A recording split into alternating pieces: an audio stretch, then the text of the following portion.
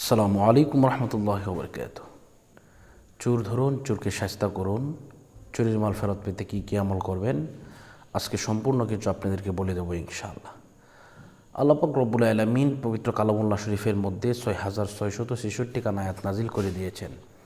এর মধ্যে একটি আয়াত আছে যে আয়াতে কারিমা যদি কেউ 1,15,000 মতান্তরে 1,30,000 বার যদি কেউ পড়ে, তাহলে যে মাল নিয়েছে, যে চুরি করেছে, ইনশাল্লাহ সে মাল দিতে বাধ্য হবে। যদি সে মাল ফেরত না দেয়, তার গলা দিয়ে নাক দিয়ে রক্ত বের হবে ইনশাল্লাহ। তো এজন্য আপনারা যে কাজটি করবেন, প্রথমে উজু করতে হবে।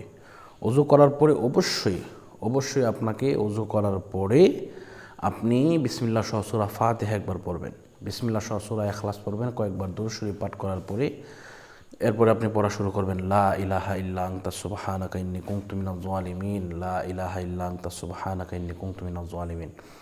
এটা যখন 1,30,000 বার হয়ে যাবে, তখন আপনি আবারও বিসমিল্লাহ সহ সূরা ফাতিহা একবার, বিসমিল্লাহ সহ সূরা ইখলাস 3 বার, কয়েকবার দুরূদ শরীফ পাঠ করে আপনি আবারও এটা ইনশাল্লাহ দোয়া করে দিবেন।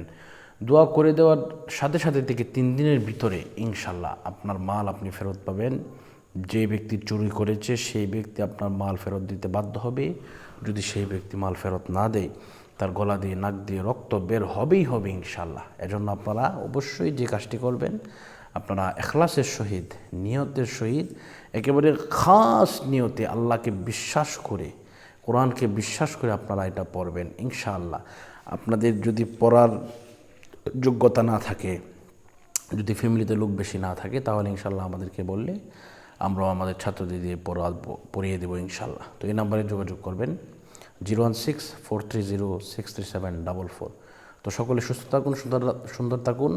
বিদায় নিচ্ছি। আসসালামু আলাইকুম রহমতুল্লাহি ওয়া বারাকাতুহু।